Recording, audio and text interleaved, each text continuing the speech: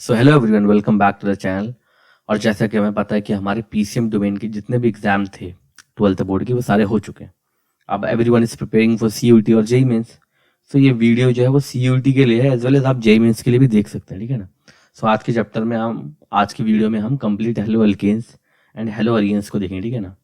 तो चैप्टर को स्टार्ट करते हैं ताकि हम वीडियो को कम से कम बना सकें ना, कम से कम छोटा बना सकें। सो फर्स्ट थिंग कि हेलो का मतलब क्या होता है, सबको पता है।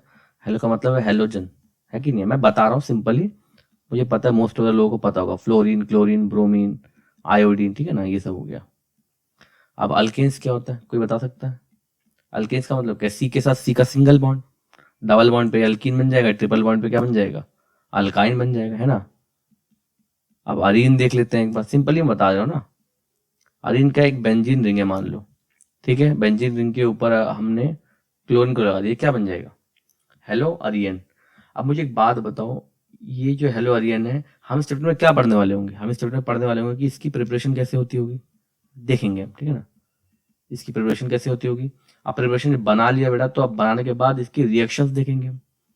Whether it is a Friedel-craft alkylation, Friedel-craft acylation, nucleophilic substitution reaction, देखेंगे कितना रिएक्टिव है, ठीक है। ये रिएक्टिव है भी कि नहीं है। हमें पता है ना कि बेंजीन जो है it's highly stable because of resonance effect, right.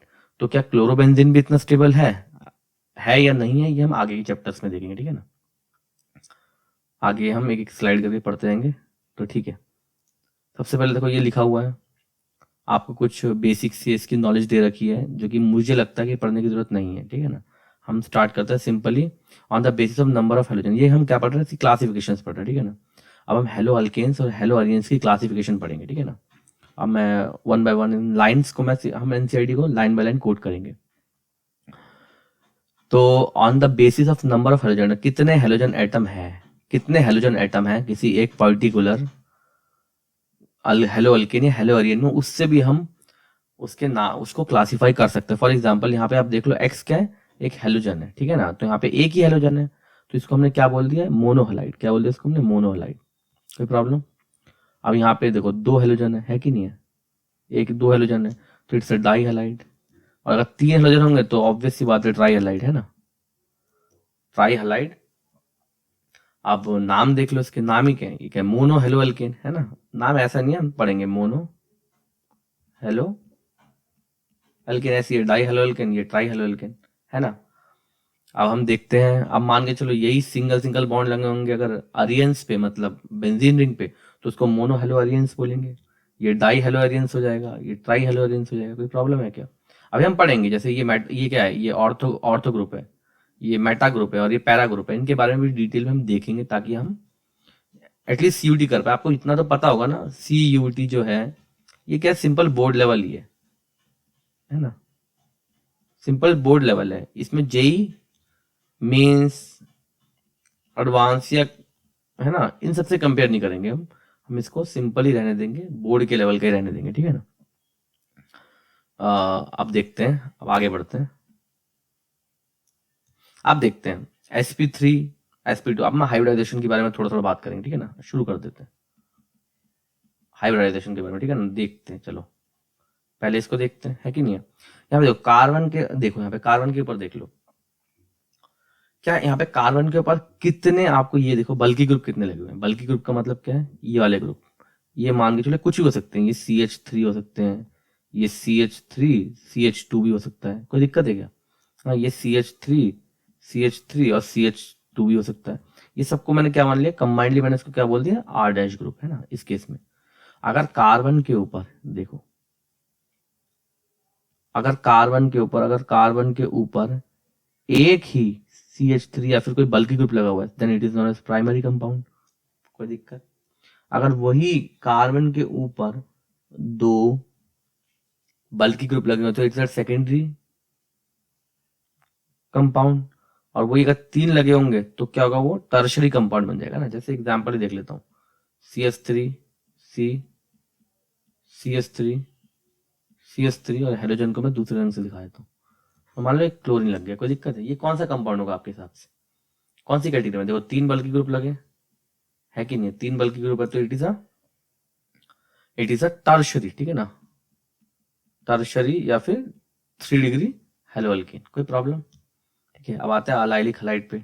हम एनसीईआरटी को कोट करेंगे क्योंकि एनसीईआरटी से बाहर तो मेंस में भी नहीं आता, इवन नीट में तो एनसीईआरटी है प्योर, मेंस में भी एनसीईआरटी है प्योर, तो सीयूटी में तो आने ही वाला है एनसीईआरटी, ठीक है ना? तो आप इतना ही कर लोगे तो आपके लिए काफी है। ठीक है, अब हम देखते हैं, हाँ अब हम देखते हैं अलाइलिक हलाइड्स। ठीक है, अब यहाँ पे देख लो, अब अलाइलिक हलाइड का मतलब ही क्या है? These are compound in which halogen atom is bonded to a sp3 hybridized carbon atom next to carbon double bond। ठीक है, अब ये क्या है? अलाइलिक हलाइड है। अलाइल का मतलब क्या है? जहां पे भी हम डबल बॉन्ड की बात करेंगे, देखो यहाँ पे ये क्या है? एक डबल बॉन्ड है कि नहीं है? ये क्या है? डबल बॉन्ड है कि नहीं है? डबल बॉन्ड इसने बोल भी रखा है कि sp3 hybridised carbon atom next to carbon double bond. देखो यहाँ पे इसने बोला है कि sp3 जो कार्बन एटम है वो डबल बॉन्ड के साइड में जुड़ा हुआ है कि नहीं है? इधर देख लो, ये क्या है? sp3 है, ये sp3 कार्बन है और ये डबल बॉन्ड के साइड में जुड़ा हुआ है, so it is also allylic halide. क्या है ये? Allylic halide. आई होप इतना आपको क्लियर हो जाएगा। मैं थोड़ा डिटेल में पढ़ा रहा हूँ, आई नो, बट अभी सीयूटी के लिए टाइम है थोड़ा बहुत, है ना, तो हम ये कर सकते हैं। अब देखते हैं, बेंजाइलिक हलाइड। अब बेंजाइलिक का मतलब ही क्या है? इसके अंदर बेंजीन रिंग इंट्रोड्यूस हो चुकी है बेटा, इसके अंदर बेंजीन रिंग इंट्रोड्यूस हो चुकी है। तो जब भी तो आप देख सकते हो ना, यहाँ पे आप खुद ही देख लो, यहाँ पे कौन सा, ये कौन सा कार्बन है? ये एक sp3 कार्बन है, हाइब्रिडाइज्ड कार्बन है कि नहीं है? sp3 हाइब्रिडाइज्ड कार्बन के साथ में एक बेंजीन रिंग जुड़ा हुआ है। क्या जुड़ा हुआ है?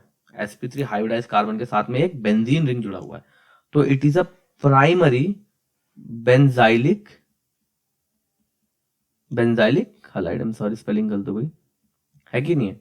और यहाँ पे देख लो, ये जो कार्बन एटम है, ये वाला कार्बन एटम है, देखो एक बल्कि ग्रुप से यहाँ जुड़ा हुआ है, एक बल्कि ग्रुप से यहाँ जुड़ा हुआ है। कोई प्रॉब्लम है क्या? बताओ तो क्या हो जाएगा इसका, मुझे कोई बता सकता है? एक बल्कि ग्रुप से यहाँ जुड़ा हुआ है और एक बल्कि ग्रुप से यहाँ जुड़ा हुआ है, तो ये कौन सा होगा? ये, और यहाँ पे इसको क्या मैं बल्कि ग्रुप लूंगा बेंजीन को?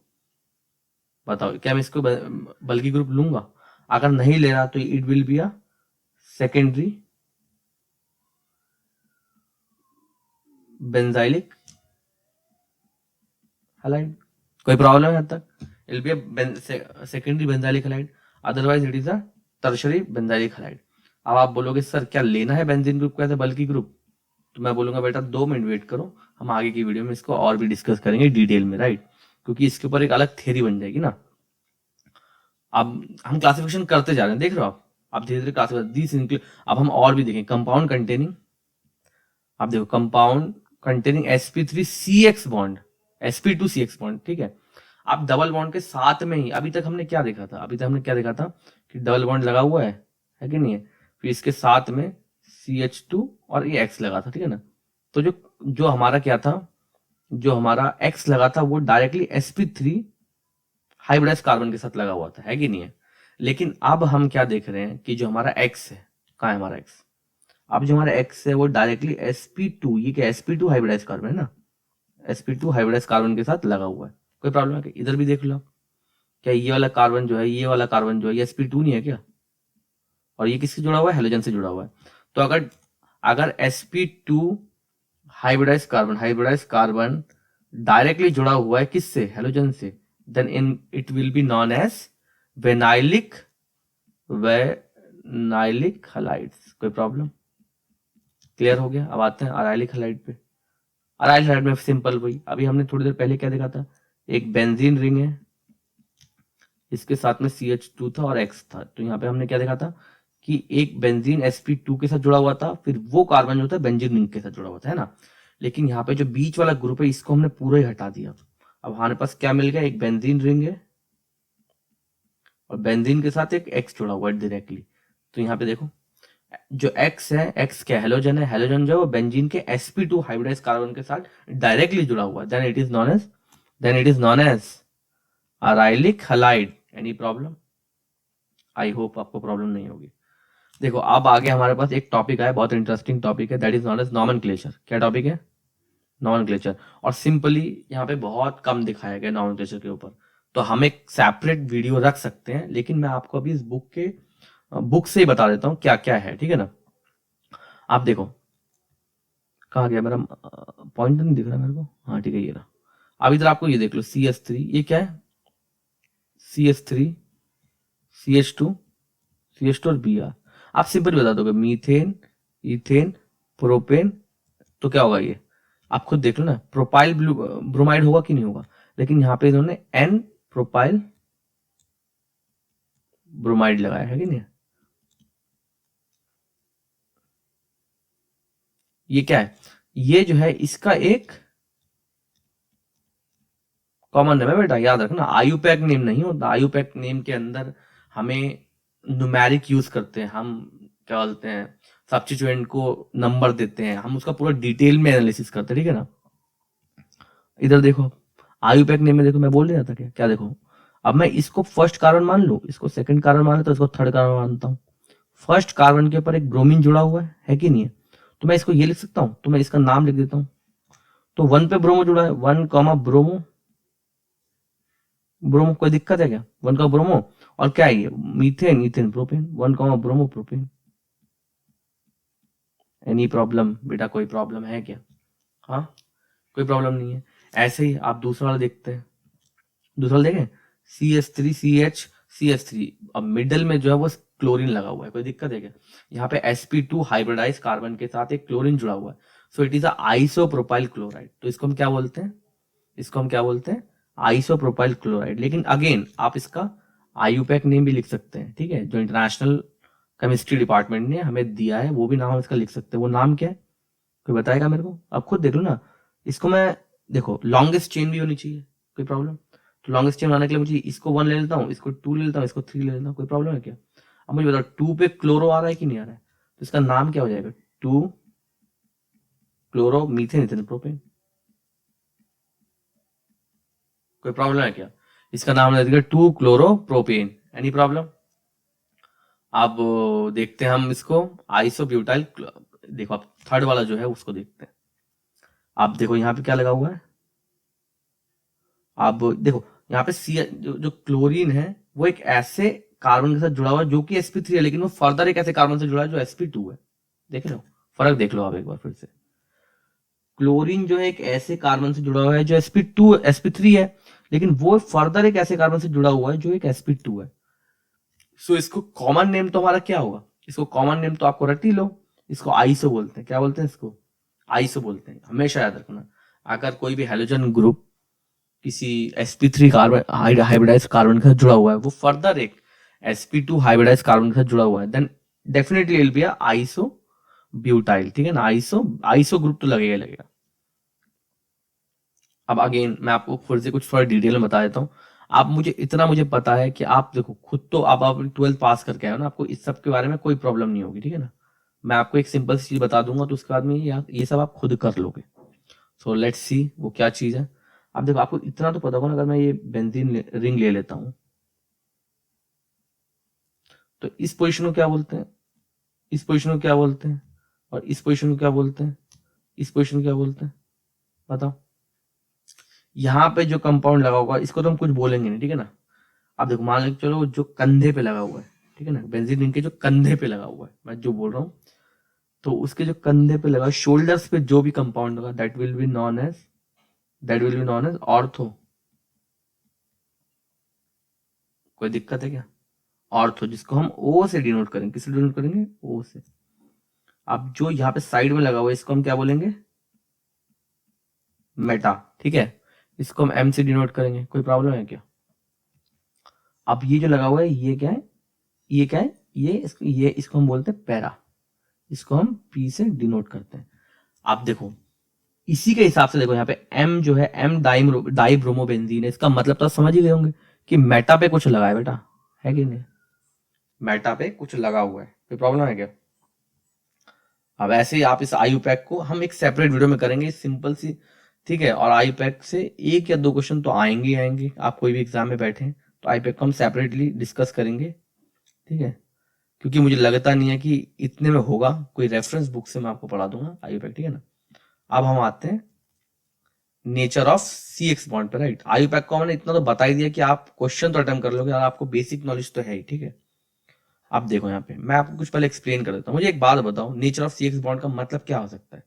कि मान लो कंपाउंड ए है और कंपाउंड बी है कि नहीं, दोनों के बीच में एक बॉन्ड बना हुआ है, ठीक है। तो नेचर ऑफ बॉन्ड कैसे पता चलेगा? या तो ये क्या होगा, कोवलेंट बॉन्ड होगा, है कि नहीं है। आयोनिक बॉन्ड भी हो सकता है कि नहीं है। बताओ। अब मुझे यही तो पता करना है कि ये जो दो कंपाउंड है इनके बीच में जो बॉन्ड है, क्या इसके बीच में पोलैरिटी है कि नहीं है। अगर पोलैरिटी बहुत हाई होगी then it'll be a ionic compound, ionic bond होगा, ठीक है ना। और अगर दोनों में जैसे फॉर एग्जांपल अगर मैं बोलूं H2, इसके बीच में अगर मैं इसको एनालाइज करूं तो H और H के बीच में क्या होगा, दोनों ग्रुप क्या है, मतलब दोनों जो कंपाउंड है, सॉरी दोनों जो एलिमेंट है वो क्या सेम है। तो क्या इसके बीच में इलेक्ट्रोनेगेटिविटी का कोई डिफरेंस हो सकता है? नहीं। तो यहाँ पे ये जो कंपाउंड है ये क्या हो जाएगा, कोवलेंट बॉन्ड शो करेगा, ठीक है ना। वैसे अब हम आते हैं कार्बन के केस में। कार्बन को थोड़ा डिटेल में पढ़ते हैं। देखो कार्बन है, कार्बन का मान चलो एक्स ग्रुप लगा हुआ है। तुम्हें इतना पता है कि एक्स क्या है, हाईली इलेक्ट्रोनेगेटिव एलिमेंट। ये क्या है, हाईली इलेक्ट्रोनेगेटिव एलिमेंट। तो इसका मतलब क्या है, देखो यहाँ इलेक्ट्रॉन पेयर होता है ना बेटा, क्या होता है, इलेक्ट्रॉन पेयर होता है। तो ये क्या करेगा, अपनी ताकत से इस इलेक्ट्रॉन पेयर को अपनी तरफ खींचने की कोशिश करेगा। क्या करेगा, कोशिश करेगा। तो ये स्लाइटली जो है, लेकिन ये भी छोड़ेगा नहीं, पागल थोड़ी ना, ये क्यों छोड़ेगा, ठीक है। तू ले रहा भाई, मैं भी थोड़ा खींचूंगा, इसमें बहुत ताकत नहीं है जितनी ताकत इसमें। तो ये क्या करेगा, अपने पास थोड़ी ज्यादा ताकत ले लेगी, थोड़ा नेगेटिव हो जाएगा, ठीक है ना, ठीक है। थोड़ा नेगेटिव हो जाएगा ये, लेकिन ये बोलेगा तो ये छोड़ देगा, लेकिन ये भी स्लाइटली पॉजिटिव हो जाएगा क्योंकि इससे थोड़ा सा दूर चला गया नेगेटिव। इलेक्ट्रॉन पेयर का मतलब क्या होगा मुझे बताओ, नेगेटिव ही तो होगी, नेगेटिव चार्ज ही तो है ये, और क्या है कि नहीं। तो हमें क्या देखने को मिला कि सी के ऊपर एक पॉजिटिव चार्ज और एक्स के ऊपर एक नेगेटिव चार्ज हमें देखने को मिला, ठीक है ना। यहाँ पे थोड़ी बहुत पोलैरिटी देखने को हमें मिली है। कुछ पॉइंट है वो देख लेते हैं। Fluorine atom is smallest and iodine atom, smallest and iodine atom, ठीक है ना।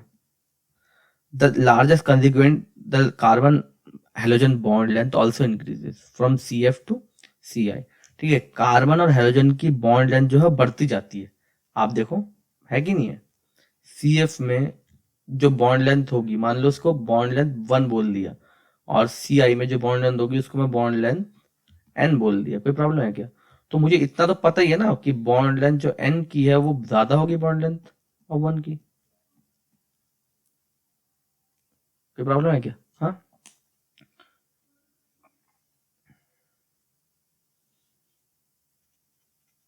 ठीक है। Typical bond length, bond enthalpy and dipole moment are given. आप देखो इसके बॉन्ड लेंथ के बारे में तो हम देख लिया, अब इसकी कुछ देख लेते हैं, कुछ इसके डिफरेंट डिफरेंट जो पैरामीटर्स हैं। जैसे कि देखो बॉन्ड लेंथ के बारे में देखते हैं, बॉन्ड एंथैल्पीज के बारे में देखेंगे, और डाइपोल मूवमेंट के टाइप के बारे में देखेंगे। आई एम सॉरी, ठीक है, ठीक है। तो हम क्या देखेंगे, बॉन्ड एंथैल्पी और डाइपोल मूवमेंट के बारे में देखेंगे। कोई प्रॉब्लम है क्या? अब आप मुझे इतना बताओ कि इसमें मुझे इतना पता है, बॉन्ड लेंथ तो मैं बता चुका हूँ, सबसे कम बॉन्ड लेंथ किसकी होगी, इसी की तो होगी, है कि नहीं है। उसके बाद क्लोरीन, उसके बाद ब्रोमीन, उसके बाद आयोडीन की है, ठीक है ना। ये क्या है, इंक्रीजिंग ऑर्डर में है, ठीक है ना, इंक्रीजिंग ऑर्डर में नीचे अब जा रहे हैं। तो कोई प्रॉब्लम है क्या? आप बॉन्ड एंथैल्पी देखते हैं, मुझे इतना बताओ बॉन्ड एंथैल्पी क्या होगा, जिसका बॉन्ड लेंथ सबसे कम होगा यार, जो छोटा है बहुत, उसको तोड़ना तो मुश्किल ही होगा ना, ऑब्वियस सी बात है। बताओ बताओ, बॉन्ड लेंथ। तो आपको इतना तो बता सकते हो ना कि bond enthalpy is inversely proportional to bond length, है कि नहीं। इतना तो आप मुझे बता ही दो यार, आप 12th करके आए हो, है ना। मतलब बॉन्ड लेंथ को जितना मैं बढ़ाऊंगा, बॉन्ड एंथैल्पी उतनी कम होती चली जाएगी। मतलब जितना लंबा बॉन्ड होगा उतना, जैसे कि आप देख लो छोटी छोटी लकड़ियों को तोड़ना बहुत मुश्किल होता है, और आपको मैं एक बड़ी सी लंबी सी लकड़ी दे दूं तो उसको मिडल से तोड़ना आसान हो जाता है ना। तो आप वैसा कुछ कॉन्सेप्ट ध्यान में रख सकते हैं याद रखने के लिए। तो यहाँ पे सबसे ज्यादा किसकी होगी, CF की बॉन्ड एंथैल्पी सबसे ज्यादा होगी। बॉन्ड एंथैल्पी होती क्या है, the minimum amount of energy required to make the atom of a compound isolated, ठीक है ना। यहाँ पे आइसोलेट करने के लिए मतलब अलग अलग करने के लिए, तोड़ने के लिए मतलब बीच के बॉन्ड को तोड़ने के लिए जितनी एनर्जी हमें चाहिए that is known as bond enthalpy, है कि नहीं है? तो सबसे ज्यादा इसकी है, उससे कम इसकी, उससे कम इसकी, सबसे ज्यादा कम किसकी है? CH3I, ठीक है ना, आयोडीन के कंपाउंड की, ठीक है। अब आता है डाइपोल मोमेंट। मुझे पहले ये बताओ बेटा, डाइपोल मोमेंट होता क्या है? डाइपोल मोमेंट को म्यू से दिखाते हैं। डाइपोल मोमेंट होता क्या है? चार्ज, कोई प्रॉब्लम है क्या? जो यहाँ पे क्या है, यहाँ पे प्लस माइनस डेल्टा होगा, है कि नहीं है? एंड टू बॉन्ड लेंथ, है कि नहीं है? ये होगा कि नहीं होगा? बता दो मेरे को, होगा ना? तो मुझे एक बात बताओ कि अगर चार्ज इंटू बॉन्ड लेंथ है तो हमें मिल ही गया। चार्ज क्या होगा? चार्ज इंटू बॉन्ड लेंथ तो हमें मिल ही गया ना, कि बॉन्ड लेंथ भी देख सकते हैं। लेकिन हमें बताओ चार्ज जो होगा, देखो इलेक्ट्रॉन विड्रॉइंग इफेक्ट क्या होता है? फ्लोरीन का ज्यादा होगा, क्लोरीन का उससे थोड़ा कम होगा, ब्रोमीन का उससे थोड़ा कम होगा, आयोडीन का उससे थोड़ा कम होगा, है कि नहीं है? तो जो जितनी ताकत से इलेक्ट्रॉन पेयर को अपनी तरफ खींचेगा तो चार्ज जो है उतना ज्यादा बनेगा, इतना ध्यान रखना, ठीक है ना? लेकिन देखो, तो इसका मतलब क्या है? फ्लोरीन का चार्ज जो है वो ज्यादा बन रहा होगा, बट उसका बॉन्ड लेंथ क्या है? बहुत कम है, ठीक है। तो म्यू क्या होना चाहिए? देखा जाए तो कांस्टेंट ही होना चाहिए। तो आप भी देख भी रहे होगे, आप देख भी रहे होगे कि म्यू जो है उसमें ज्यादा डिफरेंस नहीं आ रहा बेटा। आप देखो ना, म्यू में जो है वो ज्यादा डिफरेंस नहीं आ रहा है, देख लो बेटा, देख लो, ठीक है। लास्ट वाले में अचानक बहुत ड्रास्टिकली डिफरेंस आया है, मैं मानता हूँ, लेकिन ज्यादा डिफरेंस नहीं है ना, 1.8 1.8। सो आप इस ट्रेंड को एक बार याद कर लेंगे। बॉन्ड लेंथ किसकी ज्यादा है? CF की ज्यादा है, ठीक है। तो लेकिन क्यू चार्ज क्या है? बॉन्ड लेंथ CF की सबसे कम है, लेकिन क्यू चार्ज उस पर ज्यादा है। तो इसके ट्रेंड को एनालाइज करना बहुत एक एक टफ टास्क हो सकता है, लेकिन 4 ही डेटा है हमारे पास, है कि नहीं है? तो इस 4 डेटा को हम क्या करेंगे? मेमोराइज कर लेंगे, जो कि मैंने भी किया था। मेरे भी केमिस्ट्री में 90 मार्क्स ना, मेरे 90 मार्क्स थे बोर्ड में, ठीक है ना।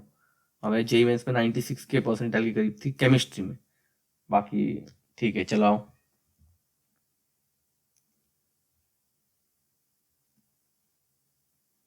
अब आते हैं मैथड। अब हमने सब कुछ डिटेल में पढ़ लिया, क्या होता है क्या नहीं होता है, सब कुछ पढ़ लिया। अब आते हैं मैथड ऑफ प्रिपरेशन, ठीक है ना। ठीक है, मैथड ऑफ प्रिपरेशन पढ़ ले क्या? From alcohol. अब देखो, सबसे पहले कुछ चीज मैं आपको पॉइंट आउट करा ही देता हूँ यहाँ पे, ठीक है ना। पहले पहले आपको कहाँ गया वो, यहाँ पे, हाँ ठीक है, ये रहा। फोस्फोरस हलाइड या थायोनाइल क्लोराइड, ठीक है। Thionyl chloride is preferred because of two product are escapable gases, hence the reaction gives a pure alkyl halide. Phosphorus, tribromide and triiodide are usually generated in C2 produced in reaction mixture, ठीक है। अब इसका मतलब क्या है? मुझे एक बात बताऊं, जब भी थायोनाइल, मैं पहले मुझे बताओ किस किस को ये डिफरेंस पता है कि SOCl2 जो होता है वो थायोनाइल क्लोराइड होता है, थायोनाइल क्लोराइड होता है। और SO2Cl2 क्या होता है? सल्फ्यूराइल, सल्फ्यूराइल क्लोराइड, ठीक है ना। तो हम यहाँ पे थायोनाइल क्लोराइड की बात कर रहे हैं। हम किसकी बात कर रहे हैं यहाँ पे? थायोनाइल क्लोराइड, ठीक है ना। तो इसने क्या बोला? ये सबसे बेस्ट रिएक्शन है प्रिपरेशन के लिए, ठीक है ना।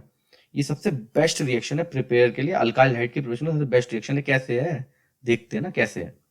देखो, अगर मैं क्या करूंगा, कोई अल्कोहल ले लिया मैंने, ठीक है, उसके अंदर मैं थायोनाइल क्लोराइड डाल दिया, SOCl2, ठीक है।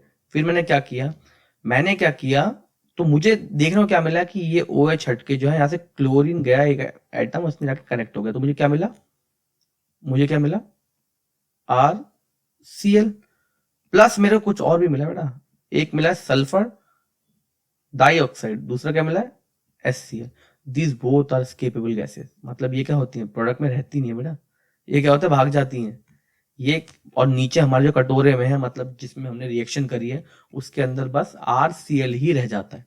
So it is not skippable. अब बताओ, प्रोडक्ट में जो बाई प्रोडक्ट है वो स्केप होके बाहर निकल जा रही है, तो अगर मैं ली चाइटलियर प्रिंसिपल का यूज करूंगा तो मैं क्या देखूंगा कि जो हमारी रिएक्शन है फॉरवर्ड की तरफ मूव कर रही होगी।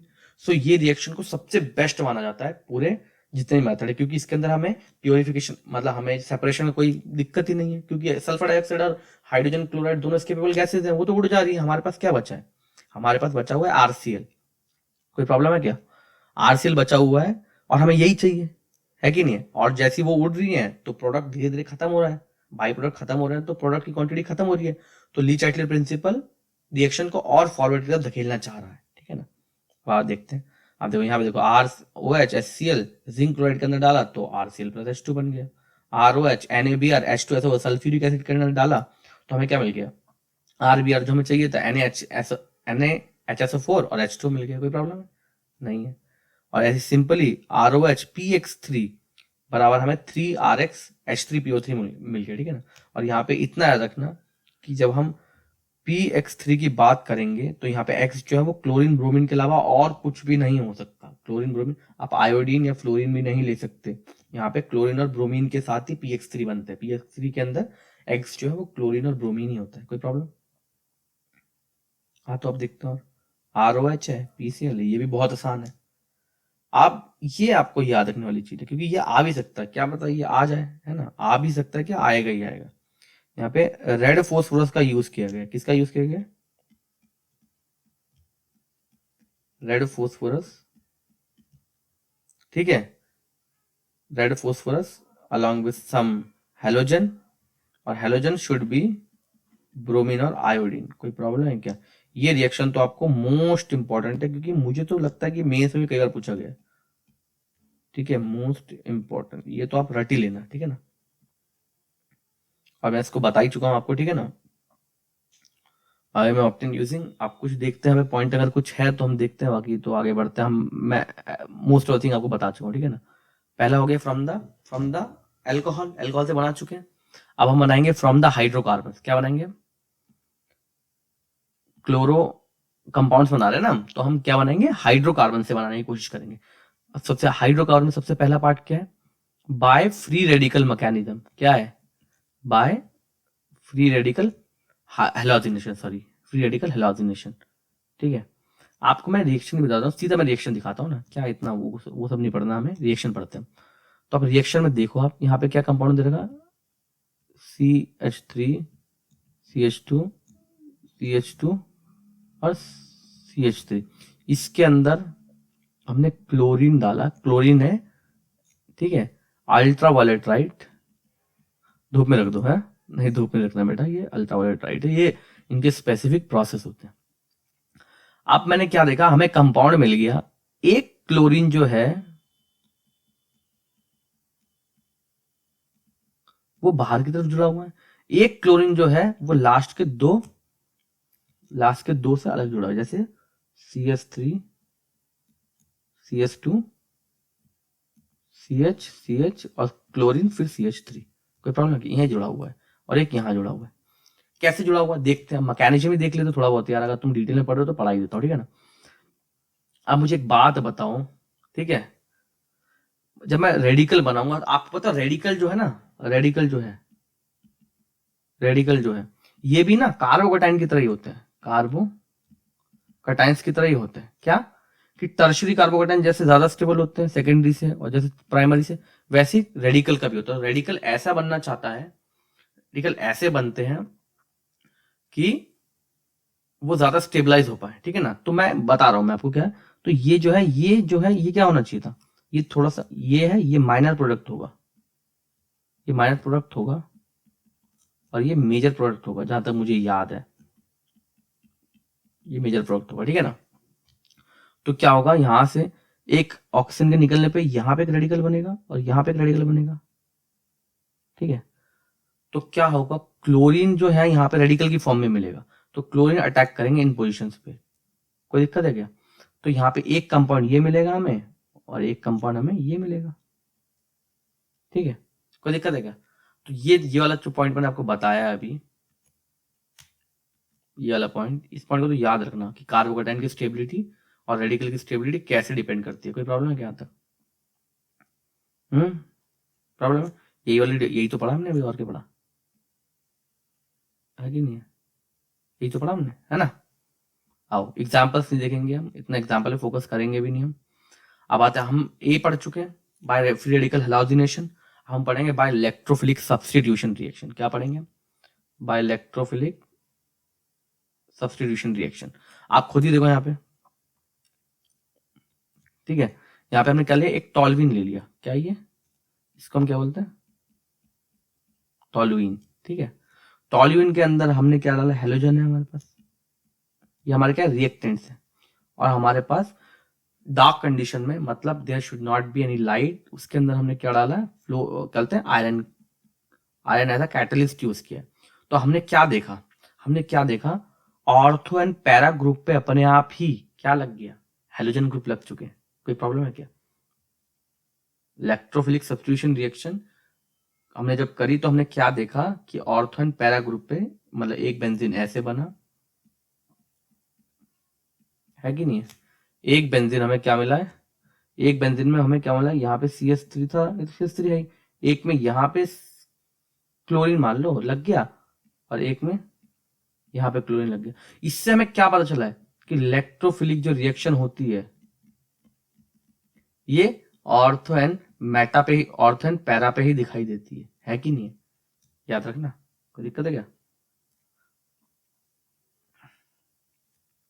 अब बात आती है कि पैसे, अब मुझे एक क्वेश्चन अभी आया भी था रिसेंटली कि जो हम क्या बोलते हैं डार्क कंडीशन में आयरन के साथ जब हम क्या हेलोजेंस को मिक्स करते हैं टॉलुइन के साथ, तो हमें जो प्रोडक्ट मिलते हैं ऑर्थो एंड पैरा पोजिशन पे, उसको सेपरेट करने के क्या तरीके हो सकते हैं? तो इनको सेपरेट करने का बहुत आसान तरीका है, मैं आपको बता देता हूँ। देखो मान के चलो जो पैरा वाला कंपाउंड है, पैरा कंपाउंड है, और जो ऑर्थो कंपाउंड है, इनमें एक चीज का डिफरेंस हमें मिल जाएगा बेटा, मैं बता रहा हूँ। एक चीज का डिफरेंस मिलेगा, वो डिफरेंस क्या है कि इन दोनों के मेल्टिंग पॉइंट में डिफरेंस आ जाएगा। बताओ ये क्या, ये सिमिट्री नहीं है क्या? ये सिमिट्री क्या है कि नहीं है? और ये इसके जितना सिमेट्रिक नहीं है ना, लेस सिमेट्रिक या फिर नॉन सिमेट्रिक, लेस या नॉन सिमेट्रिक। अब मुझे पता है सिमेट्री जितनी ज्यादा होगी मेल्टिंग पॉइंट भी उतना ज्यादा होगा। मतलब क्या, पैरा पैरा कंपाउंड जो बनेगा अभी, जो बना है ये वाला पैरा कंपाउंड, थोड़ा नीचे कर देता हूँ, ये पैरा कंपाउंड बना है अभी, सॉरी ये वाला पैरा कंपाउंड जो बना है अभी, इसका मेल्टिंग पॉइंट मैं 1 मान लेता हूँ, इसका मेल्टिंग पॉइंट मैं 2 मान लेता हूँ। तो यहाँ पे MP1 जो है वो बड़ा होगा MP2 से। कोई प्रॉब्लम है क्या? तो ऐसे भी हम इसको सेपरेट कर सकते हैं। अब आते हैं सेंड्समेयर रिएक्शन। अब बेटा ये बहुत इंपॉर्टेंट रिएक्शन है, जिन्होंने 12th का बोर्ड दिया उनको तो मिला ही हुआ ये क्वेश्चन, ठीक है ना। सेंड्समेयर रिएक्शन में एक और हमें क्या, इसमें एक प्रोडक्ट एक पहले हमें एक इंटरमीडिएट प्रोडक्ट बनाना पड़ता है जिसका नाम होता है डाइजोनियम सॉल्ट। क्या बोलते हैं उसको हम? Diazonium salt. याद रखना, इसको बनाने की प्रोसेस क्या है मैं सीधा बताता हूँ। एनिलीन लेना है, एनिलीन लेना है, जो कि क्या होता है, एक बेंजीन ग्रुप पे NH2 ग्रुप लगा होता है। उसको हमें क्या करना है, कुछ कंडीशन है, कुछ स्पेसिफिक कंडीशन है। वो कंडीशन क्या है, सोडियम नाइट्रेट ले लो in the presence of HX, और टेम्परेचर का 0 डिग्री से 5 डिग्री सेल्सियस। कोई प्रॉब्लम है क्या? 0 डिग्री टू 5 डिग्री सेल्सियस, ठीक है। तो इस केस में हमें एक सॉल्ट मिलेगा जिसको हम बोलेंगे बेंजीन डाइजोनियम सॉल्ट। क्या बोलेंगे इसको? बेंजीन डाइजोनियम सॉल्ट, जो दिखेगा कुछ ऐसा। क्या दिखेगा? कुछ ऐसा दिखेगा, बेंजीन डाइजोनियम सॉल्ट, Na2+X-। ये क्या है? ये it is a salt of halide, halogen का सॉल्ट है ये। अब आते हैं हम सेंड्समेयर रिएक्शन में। सेंड्समेयर रिएक्शन क्या है, कहाँ गई? हाँ ये रही। सेंड्समेयर रिएक्शन में हम क्या करते हैं, तो हम डायरेक्ट इसमें हम कुछ और नहीं लेते हैं, इसमें हम डाइजोनियम सॉल्ट के थ्रू हम क्लोरो बेंजीन बनाते हैं, या फिर हेलो बेंजीन बनाते हैं, हेलो वेरिएंस बनाते हैं, ठीक है ना। तो हमने क्या लिया, हमने एक बेंजीन ले लिया, आप देख सकते हैं इसके अंदर, मतलब बेंजीन क्या है, हम जो अभी बनाया था हमने Na2+X-, जो डाइजोनियम सॉल्ट था, इसके अंदर हमने क्या डाल दिया, Cu2X2। ये याद रखने वाली चीज है Cu2X2, क्योंकि इसमें हल्का सा डिफरेंस जो है इसका नाम ही बदल देगा, देखना आप। हल्का सा डालो, प्रोडक्ट क्या बनेगा इसमें, तो ठीक है, नाइट्रोजन भी बनती है साथ में, ठीक है ना। अब हम दूसरा वाला क्या है, अब इसको देख लो। अब उसी डाइजोनियम सॉल्ट पे हमने क्या किया, देखो डाइजोनियम सॉल्ट है कि नहीं है, इसे हमने Ki को डाला और हमें आयोडोबेंजीन मिल गया, और नाइट्रोजन तो है ही साथ में, ये तो आ ही रही है, ठीक है ना। आते फ्रॉम अल्कीन्स, आगे अल्कीन्स की चर्चा आ गई है। अब अल्कीन से भी अल्केन्स बनाने हमें कोई दिक्कत है क्या? अल्कीन से भी हमें अल्केन्स बनाते हैं, एडिशन ऑफ हाइड्रोजन हैलाइड। कोई प्रॉब्लम है क्या? अल्कीन्स दे दिया हमें, अल्कीन्स के अंदर हमने क्या मिलाया, हाइड्रोजन हैलाइड मिलाया। तो हमने क्या देखा, हमने क्या देखा, हमने क्या देखा कि यहां से एक बॉन्ड इसके ऊपर ऐसे नेगेटिव चार्ज दे दिया, ठीक है, कोई प्रॉब्लम, और H पॉजिटिव में जाके यहाँ पे अटैक कर दिया, और यहाँ पे जो पॉजिटिव नेगेटिव, जब नेगेटिव चार्ज यहाँ गया तो यहाँ कुछ पॉजिटिव चार्ज बना होगा, तो हेलोजन ने यहाँ पे अटैक कर दिया। तो हेलोजन जब यहाँ अटैक करेगा तो देखो एक हेलोजन यहाँ जुड़ जाएगा, एक हेलोजन यहाँ जुड़ जाएगा, वही प्रोडक्ट है कि नहीं है? हाँ बताओ। है कि नहीं है। आप देखते हैं कुछ एक नया कॉन्सेप्ट देख लेते हैं, आ जाओ। मुझे एक बात बताओ, अगर मेरे पास कोई प्रोडक्ट जैसे CH3CH2 double bond, sorry I am sorry, मान लो मेरे पास कोई कंपाउंड है CH3CH डबल बॉन्ड CH2, इसके अंदर मैंने हाइड्रोजन हाइलाइट को डाल दिया, तो कंपाउंड क्या क्या बन सकते हैं, इसकी पॉसिबिलिटी क्या क्या है बताओ। एक बात बताओ, हो सकता है इलेक्ट्रॉन पे इसकी तरफ शिफ्ट हो जाए, एक पॉसिबिलिटी हो गई, इलेक्ट्रॉन पे इसकी तरफ शिफ्ट हो जाए, तो दोनों केस में अलग अलग जगह पे हाइड्रोजन और आयोडीन जुड़ेंगे। तो पहला केस क्या हो सकता है, पहले वो देखते हैं, दूसरा केस क्या हो सकता है वो देखते हैं। मान के चलो इलेक्ट्रॉन पर यहाँ शिफ्ट होगा तो यहाँ नेगेटिव चार्ज बनेगा, तो पॉजिटिव वाला आके यहाँ अटैक करेगा, तो पहले वाले केस में क्या बन जाएगा प्रोडक्ट, CH3CH2 और CH2I, ये बन गया पहला प्रोडक्ट। और दूसरे केस में क्या बनेगा, CH3CH, फिर यहाँ पे शायद यहाँ पे I जुड़ेगा, है कि नहीं, और CH3। कोई प्रॉब्लम है क्या बताओ। एक जगह आयोडीन बीच में और एक जगह आयोडीन लास्ट में, कौन सा स्टेबल होगा बताओ। कौन सा स्टेबल होगा, ऑब्वियसली यही वाला स्टेबल होगा। क्यों, क्योंकि अगर आयोडीन का मन हुआ छोड़ के जाने का, तो यहाँ पे ये एक सेकेंडरी कार्बोकेटाइन बना के जाएगा, और यहाँ पे अगर आयोडीन का मन होगा छोड़ गया तो ये एक प्राइमरी कार्बोकेटाइन बना के जाएगा। और मुझे पता है secondary carbocation is more stable then primary carbocation, तो यहाँ पे मेजर प्रोडक्ट क्या बनेगा, ये बनेगा। देखो अगर यहाँ से आयोडीन छोड़ के चला गया कभी, तो यहाँ पे सेकेंडरी कार्बोकेटाइन बनेगा, और यहाँ से आयोडीन को छोड़ के चला गया तो ये प्राइमरी कार्बोकेटाइन बनेगा। ठीक है, तो हम ऐसे भी स्टेबिलिटी को देख सकते हैं, कोई प्रॉब्लम है क्या। वहां पे एडिशन ऑफ हेलोजन, ठीक है ना। अब क्या करते हैं हम, एडिशन ऑफ हेलोजन, हेलोजन को हम डायरेक्टली ऐड कर रहे हैं। खैर हमने वहां पे हाइड्रोजन हाइलाइट लिए थे ना, यहाँ पे हम डायरेक्टली हेलोजन को ऐड कर रहे हैं। तो ये हमारे पास एक अल्कीन आ गया, सिंपल सा अल्कीन, इसके अंदर हमने ब्रोमीन दिया इन the presence of carbon tetrachloride, in the presence of carbon tetrachloride. एक बात बताओ मेरे को, क्या खासियत है, जब 2018 में मैंने आपको पता होगा आईपीयू के एग्जाम होते थे, आईपी यूनिवर्सिटी के अपने एग्जाम होते थे, वहां पे मेरे पास एक क्वेश्चन आया था कि CCl4 का डाइपोल मोमेंट क्या होगा। तो ये आपके लिए होमवर्क है कि CCl4 का डाइपोल मोमेंट निकाल के मुझे कमेंट में लिखना है, ठीक है ना। CCl4 का डाइपोल मोमेंट क्या होगा, ठीक है, वेदर इट 0, 1 और 2 क्या होगा आप बताना, ठीक है ना मेरे को, क्या हो एग्जैक्ट मुझे निकाल के देखना। डाइपोल मोमेंट का आपको फॉर्मूला तो पता हो केमिस्ट्री में, कैसे डाइपोल मोमेंट निकालते हैं, ये 0 होगा, 1 होगा, 2 होगा, और जो भी आपका आंसर है उसको बताना डिटेल में, ठीक है ना। तो यहाँ पे देख लो आप, CCl4 को हमने ऐड किया, जब हमने इसको ऐड किया तो हमें क्या मिल गया, सीधा मिल गया ब्रोमीन। तो ये एक इंपॉर्टेंट रिएक्शन क्यों है, क्योंकि यहाँ पे विसिनल कंपाउंड बन रहे हैं, क्या बन रहे हैं यहाँ पे, विस कंपाउंड बन रहे हैं। वो क्या होता है कि CH2 और CH2 है, इसके दो एडजेसेंट कार्बन पे हमने हाइड्रोजन को जोड़ दिया, ठीक है, तो इसको हम क्या बोलते हैं, विस, ठीक है, विश डाइब्रोमाइड बोलेंगे, ठीक है ना, क्योंकि विसिनल पोजीशन पे दो ब्रोमीन कंपाउंड जुड़े हुए हैं, ठीक है। अब और भी मेथड है, पढ़ते हैं, चलो वो भी देखते हैं। हेलोजन एक्सचेंज मेथड है कि नहीं है। हेलोजन एक्सचेंज मेथड में क्या, हमारे पास पहले से ही एक अल्काइल हेड प्रेजेंट है, तो बोलोगे सर, आप तुम बोलोगे सर हमें, जब हमारे पास पहले से अल्काइल हेड प्रेजेंट है तो हम दूसरा वाला क्यों बना रहे हैं, क्योंकि बेटा जो हमारे पास प्रेजेंट है वो हमें चाहिए नहीं ना, हमें तो कुछ दूसरा चाहिए होगा। तो मान के चलो हमारे पास क्लोरीन और ब्रोमीन का अल्काइल हेलाइड है, लेकिन हमें चाहिए आयोडो अल्काइल हेलाइड, तो हमने क्या किया, सोडियम आयोडाइड एक सॉल्ट को इसके साथ मिला दिया और हमें आयोडो अल्केन मिल गया। कोई प्रॉब्लम है, और यही हमारी रिक्वायरमेंट थी, क्या थी, ये हमारी रिक्वायरमेंट है, यही है। तो इसी प्रोसेस को हम क्या बोलते हैं, फिंक-एल्स्टीन रिएक्शन, फिंक-एल्स्टीन रिएक्शन। कोई प्रॉब्लम है क्या, नहीं है ना। अब आ गया बेटा, अब क्या है,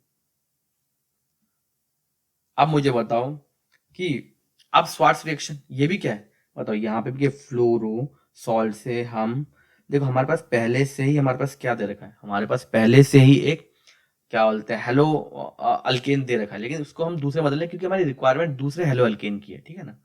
हमें ब्रोमो मीथेन नहीं चाहिए होगा, एन ब्रोमो मीथेन नहीं चाहिए होगा, हमें फ्लोरोमीथेन चाहिए होगा, इसलिए हमने क्या किया, सिल्वर सॉल्ट ऑफ हेलोजन हमने यूज किया। देखो जितने भी फ्लोरिनेटिंग एजेंट्स हैं, जितने भी फ्लोरिनेटिंग एजेंट्स हैं उनको आपको रट लेना है, कोई प्रॉब्लम नहीं, इसका और कोई अल्टरनेटिव नहीं।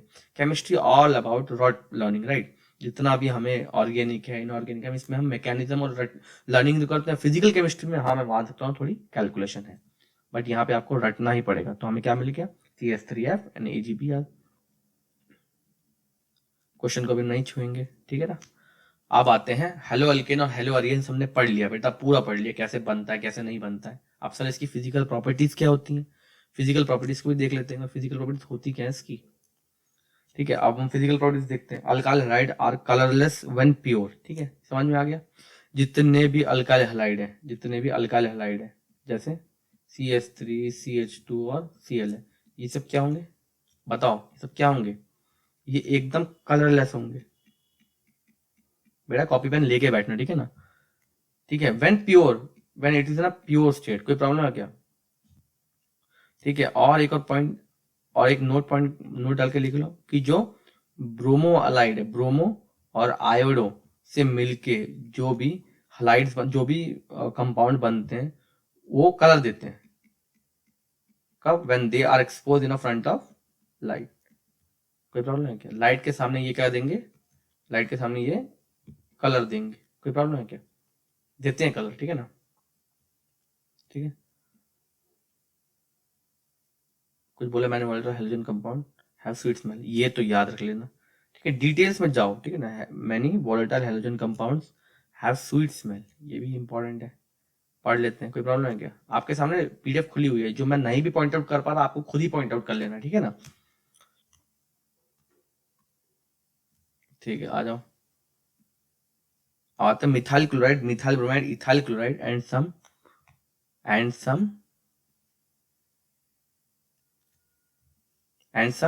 क्लोरोफ्लोरोमीथेन्स are gas at room temperature. देखिए, methyl chloride, methyl bromide, ethyl chloride और कुछ क्लोरोफ्लोरोमीथेन्स भी हैं जो रूम टेम्परेचर पे गैस होती हैं, है कि नहीं है। Boiling point of the chloride, bromide and iodide are considerably higher than those of the hydrocarbons of comparative molecular mass, ठीक है ना। तो जो क्या बोलते हैं, यहाँ पे आपने देखा होगा, इसने क्या बोला कि जो भी हमारे पास क्लोराइड्स हैं, ब्रोमाइड्स एंड आयोडाइड्स है, कंसिडरेबली हाइयर देन दो हाइड्रोजन कंपेरेबल मॉलिक्यूलर मास, ठीक है ना। इनकी बॉइलिंग पॉइंट जो है वो क्या होती है, हाइयर होती है, समझ रहे हो। कंपेरेबल मॉलिक्यूलर मास में इनकी बॉइलिंग पॉइंट हाई होती है। फॉर एग्जांपल देख लो, CH3, CH2 और मान लो CH3 है, ठीक है ना, और मैं बोलूँ CH3, CH2 और F है, तो इसकी जो boiling, sorry chloride, bromide and iodide, ठीक है ना, तो Br ले लिया मैंने, ठीक है ना। तो मान के चलो इनका मास जो है कंपेरेबली, मान लो इसका भी 108 है मास, इसका भी 108 है, मान के चलो, ऐसे मैं रफली कोई भी फिगर ले रहा हूँ। तो मैंने क्या देखा कि इसका अगर मैं बॉइलिंग पॉइंट 2 मान लेता हूँ, इसका बॉइलिंग पॉइंट मैं 1 मान लेता हूँ, तो मैंने क्या देखा, by experimenting we get boiling point of second will be greater than boiling point of the first. कोई प्रॉब्लम है क्या, हाँ, ये भी बहुत इंपॉर्टेंट पॉइंट है, कोई प्रॉब्लम है क्या, नहीं है ना।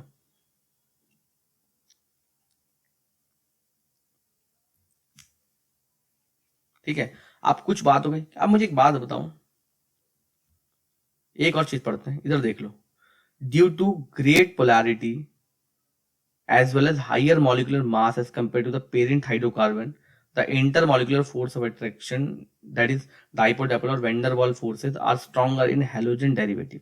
समझ रहे हो, हेलोजन लगाने के बाद इनके इंटरमोलिकुलर फोर्स भी बढ़ जाते हैं। मान लो इसमें कुछ इंटरमोलिकुलर फोर्स होगा और इसमें कुछ होगा ना, तो ज्यादा अट्रैक्शन इसमें होगी, मतलब ये थोड़े स्ट्रांग हो जाएंगे, हेलोजन डेरिवेटिव थोड़े ज्यादा स्ट्रांग हो जाते हैं, ठीक है ना। ठीक है, अब मैं बॉइलिंग पॉइंट का कुछ ट्रेंड देखता हूँ। एक बॉइलिंग पॉइंट का ट्रेंड आपके सामने मैं रखता हूँ, यहाँ पे बॉइलिंग पॉइंट का मैं ट्रेंड रखता हूँ आपके सामने, ठीक है ना। आप देखो यहाँ पे दे रखा है, the boiling point of alkyl halide decreases in order, मतलब बॉइलिंग पॉइंट जो है वो RI की ज्यादा होती है, उसके बाद RBr की होती है, उसके बाद RCl की होती है, सबसे कम RF की होती है कि नहीं, जो बता रहे हैं, ठीक है ना। ये याद रखना ट्रेंड तो काफी आसान ही होगा ना, बॉइलिंग पॉइंट क्या होगा आपको आसान ही होगा, काफी याद रखने वाली चीजें सब।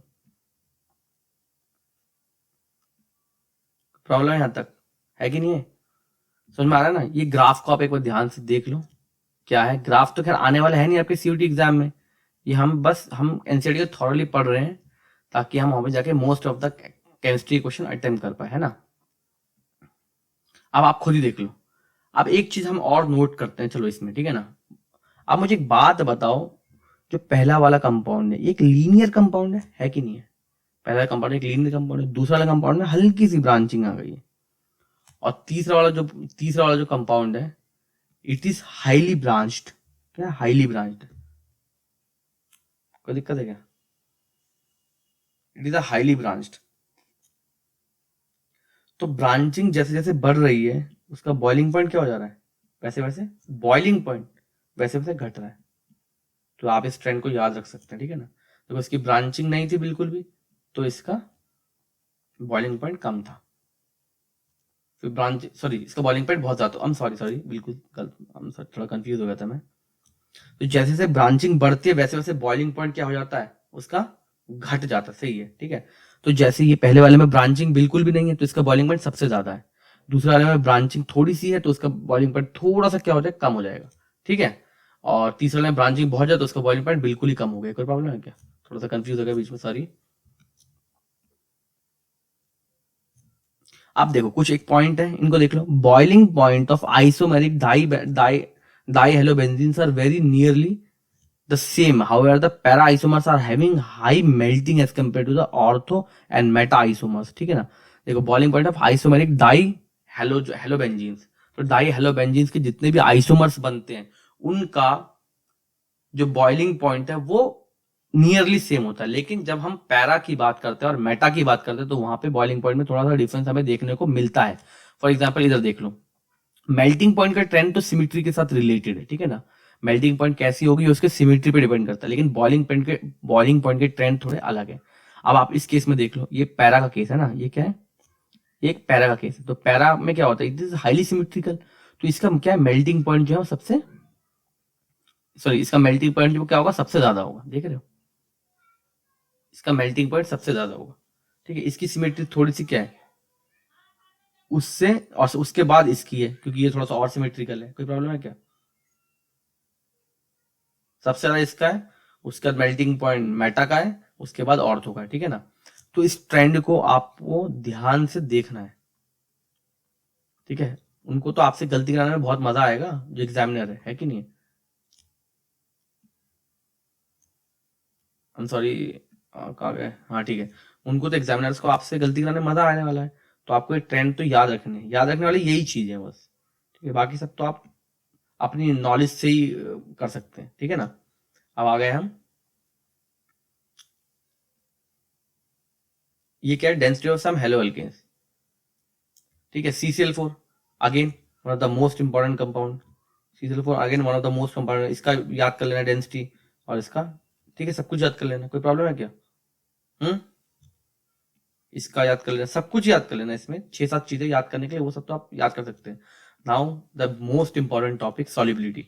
सॉलिबिलिटी के बारे में देखेंगे।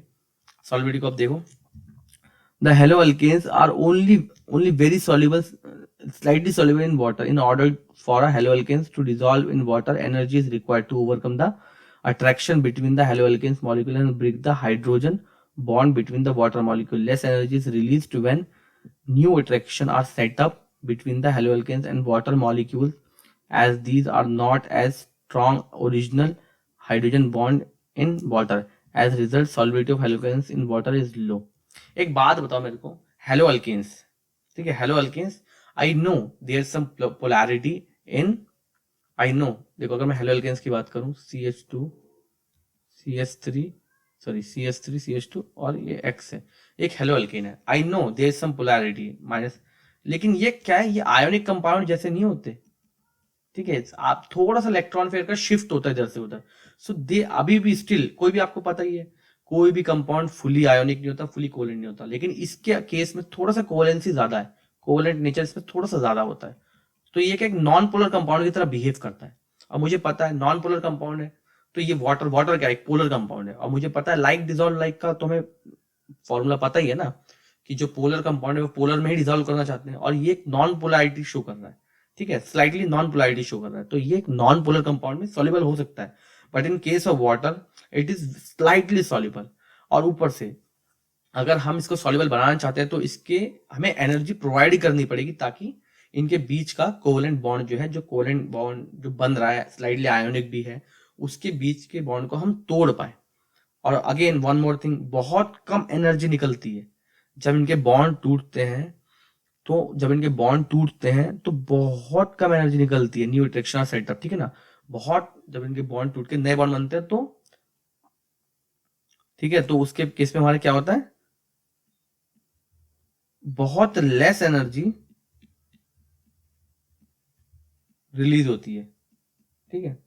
अब नए बॉन्ड फॉर्मेशन में अगर एनर्जी लेस रिलीज होगी, अगर नए बॉन्ड फॉर्मेशन में फॉर एग्जांपल मान लो चलो CH3 CH2 और ये X है, और फिर मैंने क्या किया, वाटर के अंदर इसको डिसॉल्व करा, ठीक है ना, ठीक है। तो अब मैं इसको काट के एक नया बॉन्ड बनाना चाहता हूँ, वो बन जाए CH3 CH2OH, है ना। तो जब ये बॉन्ड फॉर्मेशन हो रही है तो इसके अंदर बहुत लेस एनर्जी निकल रही है, और हमें पता है ये फिर ये रिएक्शन क्या है, ये लेस फिजिबल है कि नहीं है, फिजिबिलिटी इसकी बहुत कम है। तो इसीलिए भी ये क्या बोलते हैं, ये ज्यादा सॉल्युबल नहीं होते, ठीक है ना। अगर टूटने के बाद नए बॉन्ड फॉर्मेशन में बहुत एनर्जी रिलीज होती, सो इल बी, तो हम इसके बारे में कुछ आगे डिस्कस कर सकते थे, but right now it's not a part of discussion. ये बहुत स्लाइटली क्या बोलते हैं सॉल्युबल होते हैं वाटर के अंदर, याद रखना, ठीक है ना, याद रखने वाला पॉइंट। अगेन आते हैं chemical reaction, reaction of haloalkanes. अब केमिकल रिएक्शन कौन कौन सी है, nucleophilic substitution reaction, elimination reaction, reaction with metal, ठीक है ना। और न्यूक्लियर सब्स्टिट्यूशन रिएक्शन देखते हैं, न्यूक्लियोफाई आएगा और वो हेलो अल्केन्स पर अटैक करेगा, सिंपल सी बात है।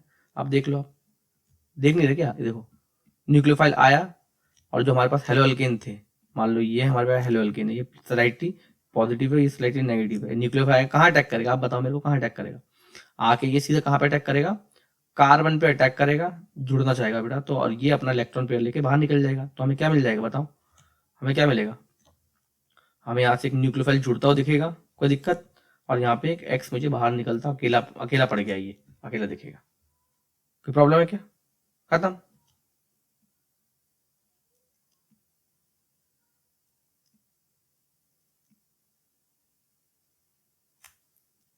समझ में आया ना, इतना समझ में आ गया होगा ना।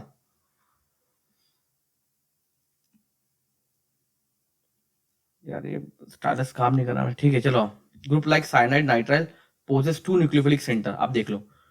अब न्यूक्लियोफाइल क्या होंगे, मैंने मान के चलो ये है, ठीक है ना, मान के चलो बहुत सारे न्यूक्लियोफाइल होते हैं ना, मैं एक बार नाम ही देख लेता हूँ, ठीक है। मान के चलो हमारे पास साइनाइड है, कोई प्रॉब्लम है क्या, और तो इधर देखो, इधर CN है ना हमारे पास, एक C ट्रिपल बॉन्ड N है, यहाँ पे -4 और यहाँ पे एक लोन पेयर है इसके पास, सॉरी इसके बाद क्या होगा, इस कार्बन के पास एक लोन पेयर होता है, नाइट्रोजन के पास एक क्या बोलता है नेगेटिव चार्ज है मान के चलो। तो यहाँ पे देखो दोनों लोन पेयर भी एक न्यूक्लियोफाइल की तरह काम कर सकता है कि नहीं है, और यहाँ पे ये नाइट्रोजन भी एक न्यूक्लियोफाइल की तरह काम कर सकता है। तो इसका मतलब क्या है, साइनाइड जो होते हैं, साइनाइड और नाइट्राइल, ये दो पोजेस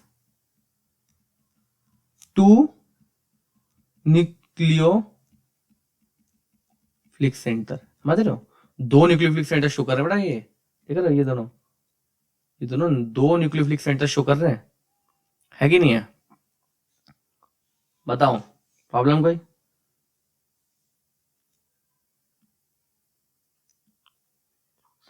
आप देखो एक और चीज पढ़ लेते हैं जल्दी जल्दी, देखो अभी अगर इस वाले केस में if the linkage through oxygen result in alkyl nitrile and while through nitrogen item is called nitroalkanes, ठीक है ना।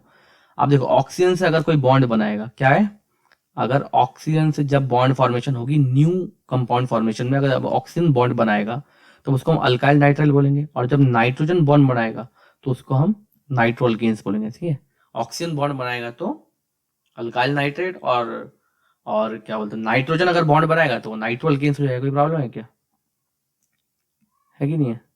अब थोड़ा मैकेनिज्म देख लेते हैं, मैकेनिज्म के बारे में देखते हैं, या it is again one of the most important mechanism, ठीक है। It is not a substitution nuclear biomolecular reaction, जिसको हम SN2 भी बोलते हैं, बहुत सुना होगा इसके बारे में, है कि नहीं है। अब SN2 में आप देख सकते हैं यहाँ पे कार्बोकेटाइन फॉर्मेशन नहीं होती बेटा, देख लो कहीं कार्बोकेटाइन बन रहा है, इस पूरे प्रोसेस में आपको कहीं भी कार्बोकेटाइन दिख रहा है नहीं, एक स्टेप में होता है। आपने क्या देखा, एक न्यूक्लियोफाइल आया, न्यूक्लियोफाइल आके उसने कार्बन के ऊपर अटैक किया, तो यहाँ पे इंटरमीडिएट पे हमने क्या देखा, जो सेंट्रल कार्बन है, सेंट्रल कार्बन इसके पास साइमल्टेनियसली कितने 5 बॉन्ड बन रहे हैं, कार्बन की वैलेंसी 4 होती है बेटा, 5 बॉन्ड कैसे बन सकते हैं, तो इसका मतलब क्या, it is highly unstable right now. तो ये तुरंत क्या करेगा, बॉन्ड बना लेगा। कोई प्रॉब्लम है क्या? ओ एच आया यहाँ पे। अब मुझे एक बात बताओ, क्लोरीन लगा हुआ था कहाँ पे, राइट हैंड साइड में, और जब क्लोरीन हट के ओ एच लगा तो वो लेफ्ट हैंड साइड पे लग गया। कोई प्रॉब्लम है क्या? तो यहाँ पे क्या हो रहा है बेटा, यहाँ पे इन्वर्जन टेक प्लेस हो रही है। कोई दिक्कत है क्या?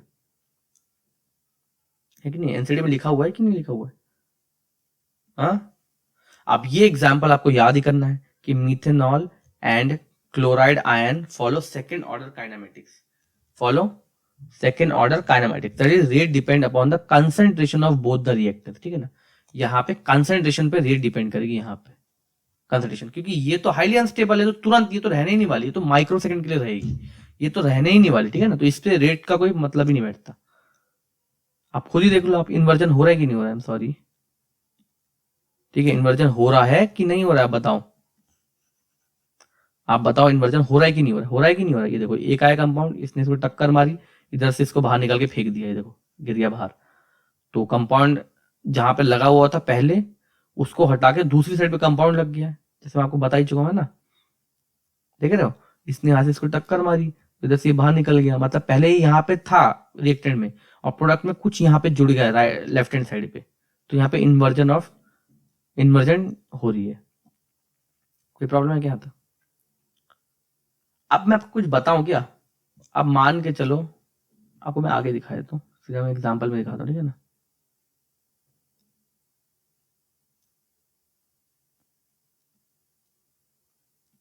ठीक है, यहाँ पे लिखा है कि हाँ ठीक है, देखते हैं।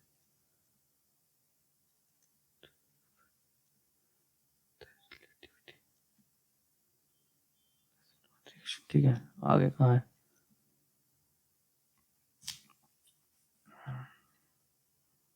ठीक है, अब हम इस सबसे मोस्ट इंपॉर्टेंट थिंग जो इसके अंदर है वो क्या है? ठीक है, जब सबसे मोस्ट इंपॉर्टेंट थिंग उसके अंदर क्या है, अब देखते हैं।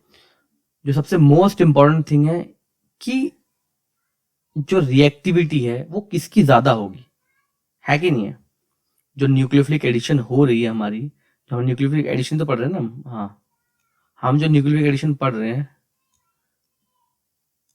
SN2 मैकेनिज्म, तो सबसे ज्यादा रिएक्टिविटी किस में होगी, सबसे ज्यादा कौन करेगा, प्राइमरी हैलाइड। तो मान के चलो हमारे पास कुछ कंपाउंड है, जैसे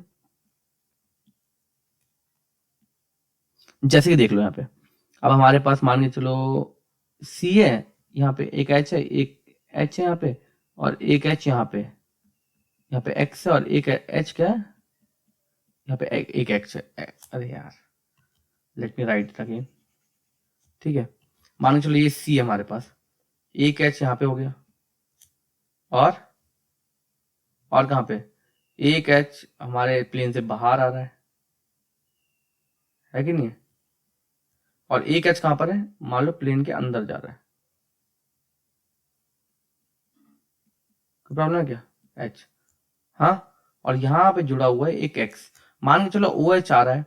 तो मुझे बताओ एक बात, कि क्या इस कार्बन आइटम के साथ, इस कार्बन आइटम के साथ, इस कार्बन आइटम के साथ कोई भी बल्कि ग्रुप जुड़ा है क्या? कोई भी बल्कि ग्रुप जुड़ा हो? कोई भी बल्कि ग्रुप क्या होता है, CH3 या CH2 या कुछ भी, इन्हें बल्कि ग्रुप कहते हैं। तो इसका मतलब क्या है, ये जो न्यूक्लियोफाइल है ये इजीली अटैक कर पाएगा। इसका मतलब क्या है, प्राइमरी हलाइड पे, है ना, प्राइमरी है ना, प्राइमरी ना, जिसके साथ कोई बल्कि ग्रुप नहीं तो प्राइमरी होगा। प्राइमरी हलाइड पे जल्दी रिएक्ट करता है न्यूक्लियोफाइल, फिर सेकेंडरी पे, फिर टर्शरी पे। कोई प्रॉब्लम है क्या? इससे इजी कौन बताएगा, बताओ, क्लियर है?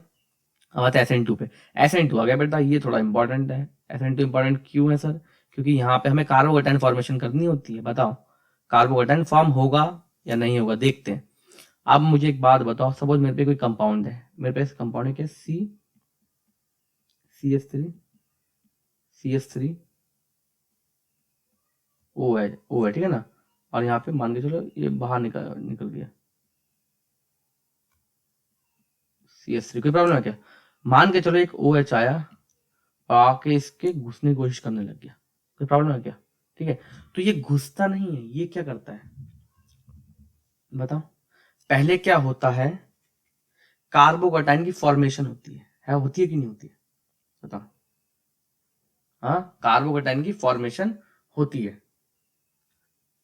तो सॉरी, तो क्या होगा, फर्स्ट स्टेप में क्या होगा कि फर्स्ट स्टेप में सिंपल जो हमारे पास ये है, इससे हमारा कार्बोकेटाइन फॉर्म होगा, उसके बाद ये अटैक करेगा। ये डायरेक्टली अटैक नहीं करता, सॉरी, ये डायरेक्टली अटैक नहीं करेगा, ठीक है। तो क्या होगा, तो ये OH है और ये मान के कुछ भी नहीं है, ठीक है ना। तो इससे पहले कार्बोकेटाइन फॉर्मेशन होगी, तो मान के चलो OH पहले क्या होगा, अपने एक इलेक्ट्रॉन पेयर को निकल जाएगा, तो इसमें क्या बन गया, CH3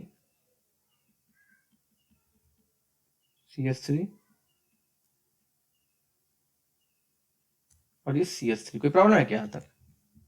हाँ, ये CH3 पॉजिटिव होगा। अब मैंने आपको क्या कहा था, tertiary carbocation is most stable. अब बताओ, टर्शियरी कार्बोकेटाइन मोस्ट स्टेबल है, तो इसका मतलब क्या है, ये वाला जो प्रोसेस है ये बहुत स्टेबल होगा, तो इसका मतलब क्या है, ये प्रोसेस होगी। अब one more thing, SN1 reaction में आपको एक चीज बता दूं कि अगर आपका कार्बोकेटाइन स्टेबल नहीं बन रहा है, मान लो किसी अल्काइल हैलाइड से आपका कार्बोकेटाइन, जो सॉरी यहाँ पे अल्काइल हैलाइड होगा ना, अगर अल्काइल हैलाइड से आपका कोई कार्बोकेटाइन है वो स्टेबल नहीं बन रहा है, अगर अल्काइल ये हेलोजन ग्रुप को हटाने के बाद जो कार्बोकेटाइन बन रहा है वो अगर स्टेबल नहीं बन रहा है, तो ये SN1 रिएक्शन नहीं होगी, ठीक है ना। तो अब यहाँ पे क्या होगा, OH ग्रुप जो है अटैक करेगा और क्या होगा, जुड़ जाएगा आपस में। कोई दिक्कत है क्या यहाँ तक? हाँ, कार्बोकेटाइन फॉर्मेशन हो रही है। आप देखो जो मैंने बोला था वो सिंपल यहाँ पे आ गया। मुझे बताओ क्या यहाँ पे कौन सी रिएक्शन होगी, बताओ मेरे को, इस वाले केस में कौन सी रिएक्शन हो सकती है, बताओ। यहाँ पे क्या बोलते हैं, क्या यहाँ पे जो पॉजिटिव चार्ज है ये रेजोनेंस स्टेबलाइज नहीं है क्या? इसका मतलब क्या है, यहाँ पे ये क्या है, रेजोनेंस स्टेबलाइज्ड है कि नहीं है? रेजोनेंस स्टेबलाइज है कि नहीं है? इसका मतलब क्या है, कार्बोकेटाइन जो है वो टर्शियरी से भी ज्यादा स्टेबल है यहाँ पे, इसका मतलब यहाँ पे SN1 शो करेगा। कोई प्रॉब्लम है क्या? हाँ? देख लो आप यहाँ पे भी देख लो, SN1 जो रिएक्शन